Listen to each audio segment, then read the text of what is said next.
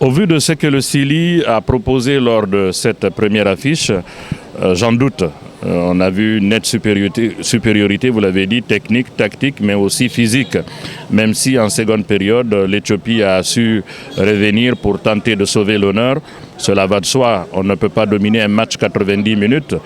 Chaque équipe a toujours un temps fort, mais on a vu une équipe du Sili disciplinée, cohérente, qui a surtout su faire la différence en première période pour se mettre à l'abri.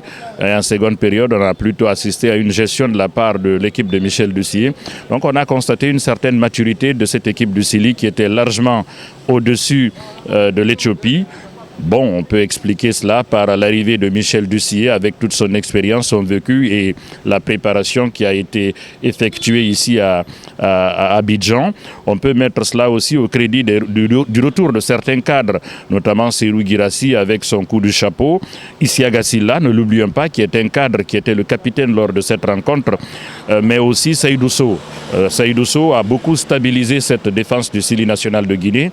J'ai eu la chance de vivre les derniers matchs du Sili de l'intérieur et je sais que le retour de Seydou Sow, qui est sur une dynamique positive en club, a su ramener un peu plus de sérénité dans cette défense du Sili. Donc globalement, on a vu une équipe du Sili largement supérieure à l'Éthiopie, une Éthiopie impuissante face au Sili, qui n'a pas su inquiéter, même si elle s'est procuré 2-3 occasions. Elle a réussi à marquer une fois, mais globalement, elle a montré de l'impuissance face à la supériorité du Sili. Donc, je pense que le Sili est parti pour rééditer cette belle performance. Côté Sili, les forces, c'est d'abord le staff technique. Ne l'oublions pas, Michel Ducier connaît très bien la Guinée. Il a déjà coaché le Sili par 2 fois. Il a joué 2 Coupes d'Afrique des Nations avec le Sili. Il a coaché le Bénin, il a été entraîneur adjoint de la grande équipe de Côte d'Ivoire. Donc il a un vécu, une expérience du football africain qui lui permet de pouvoir gérer ce genre de situation. Parce que ce n'était pas évident pour le Sili après les 2 premières défaites. Le Sili était dos au mur psychologiquement, mentalement, ce n'est jamais évident de rebondir. Donc je pense que le Sili a su profiter de l'expérience justement de son staff technique, parce que son adjoint aussi est l'un des plus expérimentés en Guinée, Mamadouba Silla gaucher. N'oublions pas Kemoko Kamara, parce qu'au cours de la rencontre, j'ai vu énormément Michel Ducier échanger, discuter avec Kemoko Kamara qui était très impliqué tout au long de la partie. Donc on a un staff technique qui travaille de façon collégiale et qui a l'expérience et qui surtout a le respect de l'équipe, parce que il y a des références dans le staff technique, notamment Michel, mais aussi Kemoko Kamara, qui, ne l'oublions pas, est une légende du football guinéen. Donc au niveau du staff technique, c'est un atout pour le Sili. Au niveau des individualités, on a une équipe quand même composée de joueurs qui évoluent globalement en Europe, qui sont habitués à jouer le très haut niveau, alors que les Walia sont à base locale. Il n'y a que 3 joueurs qui évoluent à l'étranger, notamment en Libye et en Égypte et dans des clubs de second niveau.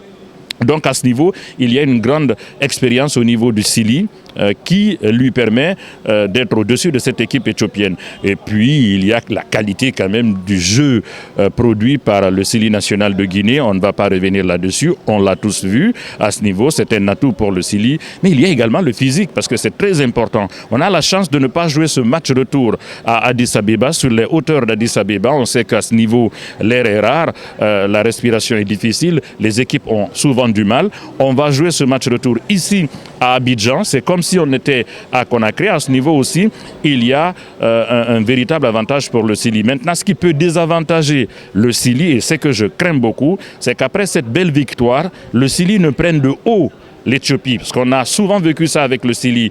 Moi, j'ai vécu de l'intérieur la victoire, la belle victoire face à l'Algérie. J'ai vécu de l'intérieur comment le groupe s'est déconcentré, a pris le Mozambique de haut. J'en ai même discuté avant le match avec certains joueurs, notamment Yasser Baldé, parce que je le percevais, je sentais que l'équipe n'était plus concentrée, qu'elle minimisait le Mozambique. Conséquence, on a vu, on a perdu contre toute attente contre cette équipe mozambicaine. Donc l'objectif ici, c'est de faire en sorte que l'équipe puisse garder les pieds sur terre, la tête sur les épaules, respecter l'Éthiopie et être sérieux pour ce match match retour pour engranger les 6 points. Et à ce niveau, il faut faire confiance à l'expérience de Michel Ducier et à son staff technique. Mais aussi à la maturité des joueurs, parce que hier, j'ai eu la chance de passer toute la journée à l'hôtel de l'équipe. C'est la première fois que je viens à l'hôtel du Silly et que je ne vois aucun joueur en bas. Aucun joueur, vous-même vous y avez fait un tour, on ne voyait aucun joueur, sauf quelques membres du staff qui étaient sous le hall. C'est à l'heure de l'entraînement que les joueurs sont descendus. Parce qu'il y a eu une discussion à l'interne entre les joueurs.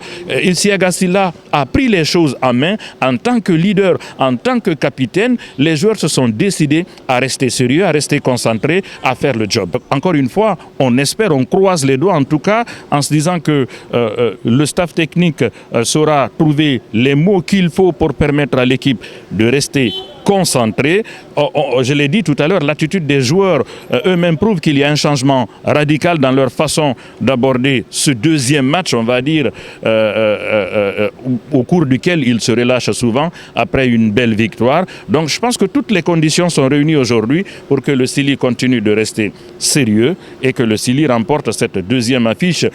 Le match Burundi-Burkina Faso qui s'est disputé hier, que j'ai eu la chance de regarder au Félissa, doit nous inspirer. Le Burkina s'est largement imposé à l'aller. Au retour, ils sont restés sérieux, ils ont gagné 2-0. Cela doit nous inspirer. Maintenant, la situation est peut-être un peu différente avec le Silly, puisque c'est, si je ne m'abuse, la première fois qu'on perd nos 2 premiers matchs en éliminatoire de la Coupe d'Afrique des Nations. Donc, on est dos au mur. Les joueurs sont conscients que s'ils ne gagnent pas demain, ils peuvent dire presque adieu à la Coupe d'Afrique des Nations. Et je sais qu'on n'imagine pas la CAN à 24 sans la participation du Silly. Les joueurs eux-mêmes ont pris conscience qu'ils doivent être à la Coupe d'Afrique des Nations. C'est important pour le pays, mais c'est important aussi pour leur carrière personnelle. Donc, on n'a pas besoin de les titiller, de les motiver. Ils sont motivés et ça se voit dans leur attitude, dans leur comportement au quotidien et dans la façon dont ils ont abordé le match retour. Donc, je reste confiant.